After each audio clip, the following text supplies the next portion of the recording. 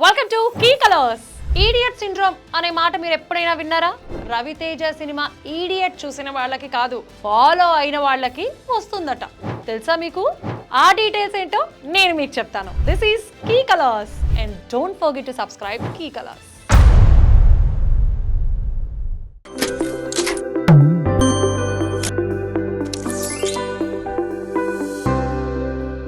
సిటీకి ఎంతో మంది కమిషన్ వస్తుంటారు పోతుంటారు.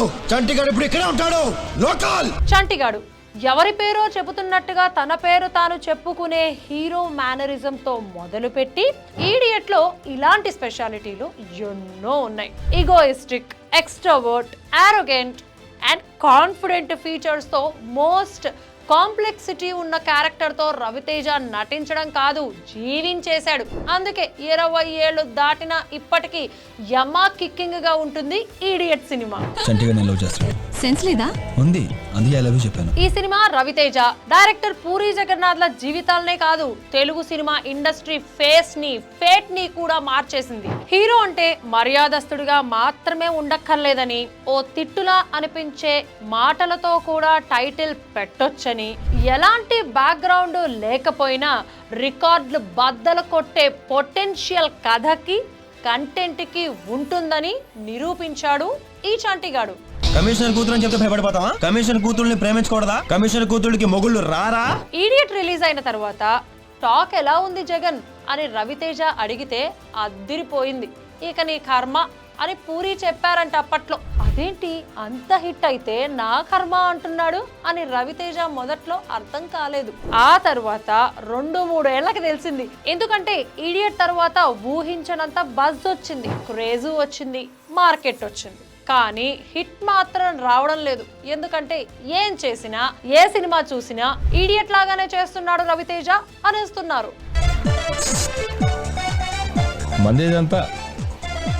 కొన్ని హిట్ సినిమాల దెబ్బ అలాగే ఉంటుంది.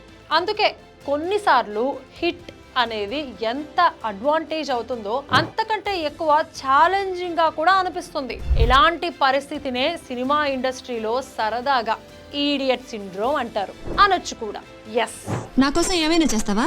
ఎనీథింగ్. అయితే ఈ మేడం మీద నుంచి దూకు. ఆ వాటర్ ట్యాంక్ ఎక్కి దూకేస్తే నీకైనా ప్రాబ్లమా? ఇప్పుడు కొందరు కొత్త హీరోలు ఇదే ఈడియట్ సిండ్రోమ్ తోనే స్ట్రగుల్ అవుతున్నారు.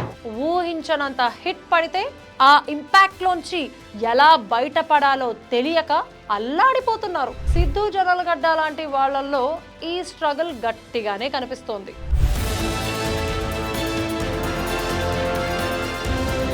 టిల్లు హిట్ తర్వాత సిద్ధు ఓవర్ నైట్ స్టార్ అయిపోయాడు. ఆ మేనరిజం, యాటిట్యూడ్, డైలాగ్ డెలివరీ బాగా కనెక్ట్ అయిపోయాడు. ఏం చేసినా టిల్లులానే కనిపిస్తున్నాడు. ఇది ఓ రకంగా ప్లస్ అనుకుంటే, ఏ సినిమా వచ్చినా టిల్లులాగే చేస్తున్నాడు అనేసరికి దెబ్బ పడుతోంది. అంటే ఎక్స్పెక్టేషన్స్ దెబ్బ కొడుతున్నాయి. జాక్ లాంటి మూవీస్ డిజాస్టర్ టాక్ తెచ్చుకోవడానికి ఇదే కారణం. Where is your blazer? Oh sorry, interview నాకు కాదా, బ్లేజర్ కా. ఇప్పుడు కొత్తగా సిద్ధు మరో సినిమా మొదలు పెట్టాడు. దాని టైటిల్ బాడాస్. ఈడియట్ లాగే ఇది కూడా తిట్టు లాంటి పదమే. అంటే టిల్లు టైప్ లోనే డోంట్ కేర్ అనే మోటోతో ఉండే స్టోరీనే అనిపిస్తోంది. ఇవన్నీ చూస్తుంటే అన్ఎక్స్పెక్టెడ్ హిట్ పడిన తర్వాత ఆ ఎఫెక్ట్ తో ఫెయిల్యూర్ అనేది ఎక్స్పెక్టెడ్ అయిపోతుందా అనిపిస్తోంది.